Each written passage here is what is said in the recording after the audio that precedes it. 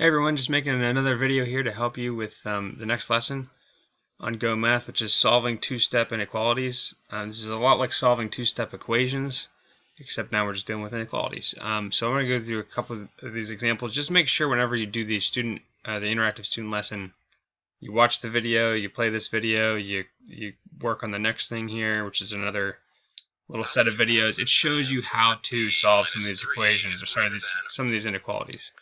Serena wants to complete the first 3 miles of a 10-mile. But what I want to do is I want to kind of walk you through some of these examples. I do want you to spend the time going over these things because these videos are very helpful. But I'm going to show you a couple of things here. So this is the personal math trainer, just the yellow section. It should just be 2 questions. This is how do you solve two-step inequality. I kind of want you to try that one on your own, but I want to look at this one because it is a little confusing whenever you go to type things in. Alright, so this example says Grace earns $7 for each car she washes. I'm not going to read this whole thing to you. You can pause the video and read it to yourself here. But it says she's going to save $23. She wants to have at least $62 in spending money, and those are the numbers we're working with. It says that the thing that we don't know is how many cars she needs to wash. Alright, so that's your n. That's the number of cars. Okay, so between these three numbers, the ones dealing with each car is going to be this 7. So this is what you want to type in here with next to this n is a 7. Because that's 7 cars, or $7 for each car. That's n, so 7 times n. Minus, she's going to save $23, so you want to type in 23 there.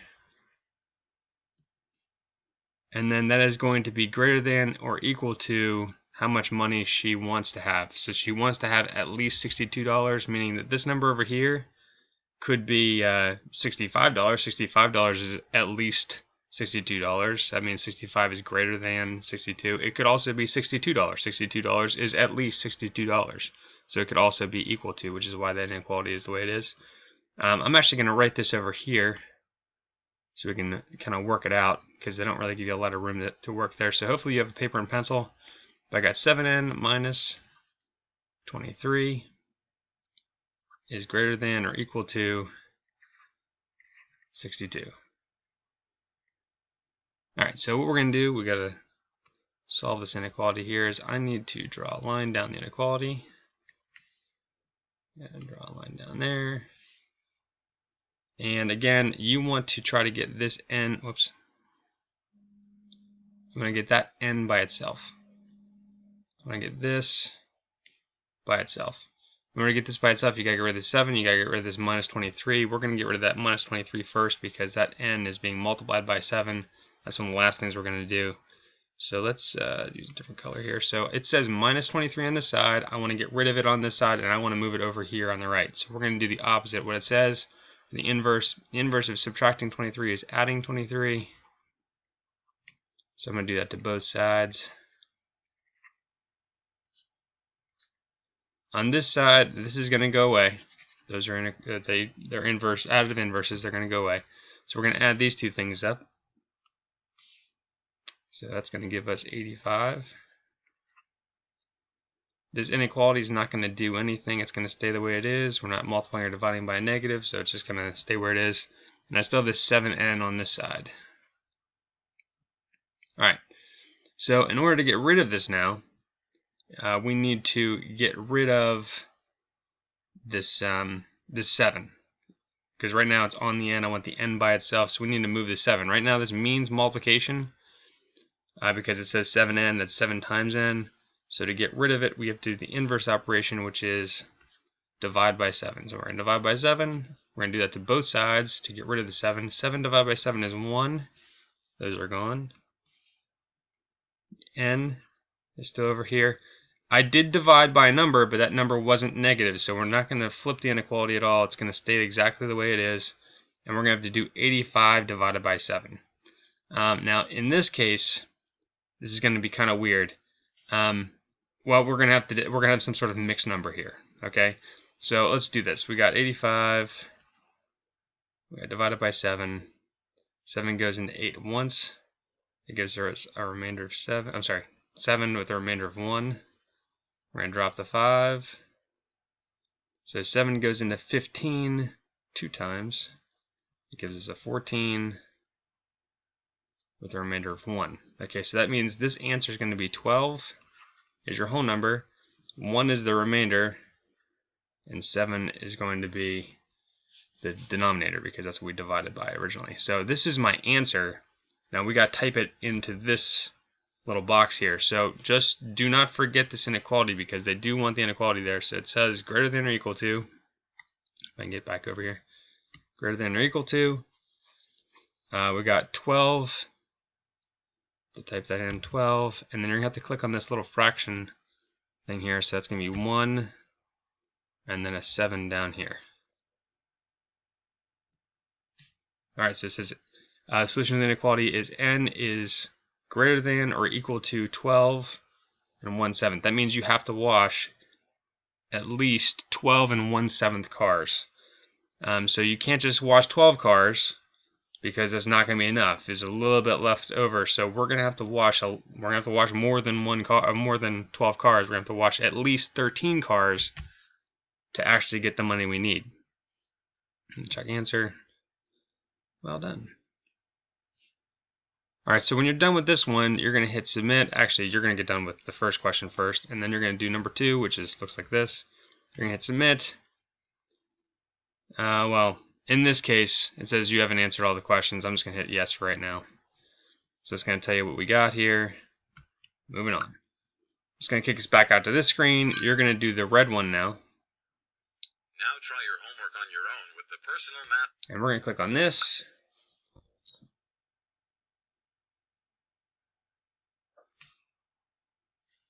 And we're going to get some more questions. Alright, so let's do this one real quick. Let's just kind of get this one out of the way. It says complete the description, how to solve the inequality. 3x plus 6 is less than 15 using algebra tiles. The first thing we want to do is get rid of this 6. Okay, so you want to get rid of 6 positive tiles. So remove 6 positive 1 tiles from both sides. Okay, so if we did that, that'd be good. It says then divide each side into, well, it says you're multiplying originally by 3, so you're going to divide each side by 3 because that's what the number was we were originally multiplying by. And then the solution is, and then what we could do is, I'm going to pause this video real quick and I'm going to draw it out for you. Alright, so to solve this out, what we're going to have to do is we're going to have to draw a line down the inequality here. I kind of drew it on the right side over here for you. So I got 3x plus 6 is less than 15. So I got to get the x by itself. So I want to get this by itself. Keep doing that. I got this. So we got to get x by itself. To do that, we got to get rid of the 6, which we said was remove 6 positive tiles. So we want to subtract 6. That means removing it. This side's going to go away. On this side, we're going to be left with 9. Get this over here. This needs to be 9. This is the less than symbol. I got 3x on this side. And like we said before, it said divide each side into, we said 3 parts because it originally was multiplication. So we're going to divide both sides by 3. Divide by 3. And if we do that, this is going to go away. It's going to become 1. We're left with x is less than 3. Okay, so over here, the answer was x is less than 3. Check answer. And then we're going to move. Alright, so a problem like question number 4, there are actually 2 ways you could do it. And the first one I'm going to show you is probably one of the easiest ways. Just kind of gives you some more practice. You want to solve the inequality first and figure out what the solution is. And then you can test these points and see if that is a true statement or not. Or you could take these answers and kind of substitute them in for y and solve it that way. I'm going to show you this way because I like working this way a little bit. It's going to help us solve problems a little bit faster instead of doing it a bunch of different times. So what we're going to do is we're going to solve this inequality. So to solve this inequality, it says plus 2 on this side. I need to get rid of it. You're going to do the inverse operation, which is subtracting. So we're going to subtract by 2 on both sides. It's going to get rid of this 2 on this side. It's gone. And then we're going to be left with, on this side, we got negative 4y is greater than or equal to negative 2. Because 0 minus 2 is negative 2. Alright, so we got to get rid of this negative 4 now. So right now we're multiplying by negative 4. The inverse operation would be divide. So we're going to divide both sides by negative 4. Uh-oh, we're dividing by a negative number. That is going to flip this inequality the other direction. So now this inequality is going to face the other way. And we're going to have Well, this is going to go away, and we're going to be left with y is less than or equal to, this is going to be a positive half.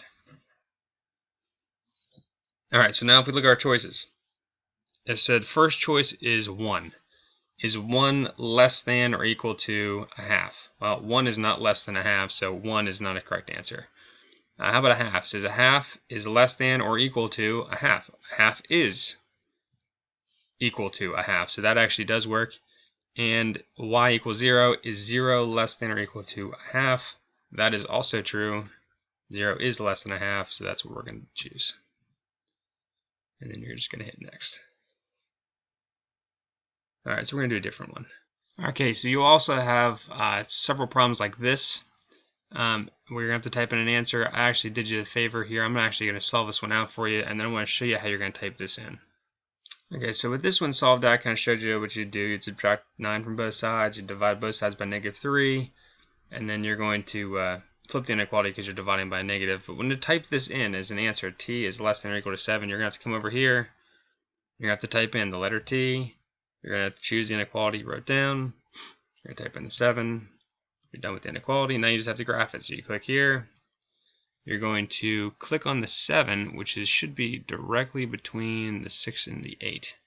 You're going to click and hold, and you're going to drag to the side that t is true for. It says over here that t is less than or equal to 7. So t is less than 7. So I want the side that is less than 7. Just make sure this line's straight.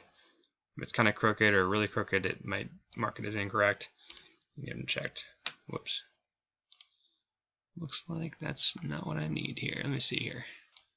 Alright, like I had said before, it's kind of touchy. So if you don't have this line like on the line, it's going to kind of mark it wrong. But this is the correct answer, so sometimes it's a little touchy. This is correct though. It starts at 7, drag it back to the left side. Just make sure that line, try to get it on the line, try to get close to 7, try to keep that line straight and on the line. Otherwise, it's going to mark it wrong. So just be careful. Okay, so I've skipped ahead to the very last question, and in this question, what they're really asking you to do is to write your own inequality and solve it.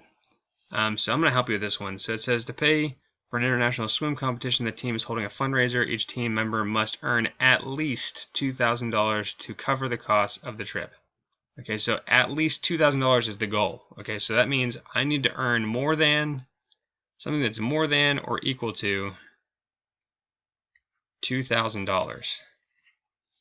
Okay, it says if Alessandro's aunt pledged $200 and all his other pledges will pay him $2 for each lap of the pool he completes, what is the minimum number of laps Alessandro must swim to pay for the trip? Okay, so the thing we're looking for is the number of laps. We're going to call that L. All right, we're going to call it L. This is going to be, actually, you know what? Let's do it N. Let's say N for the number of laps. Okay, so you're going to get $2 for every lap that you do.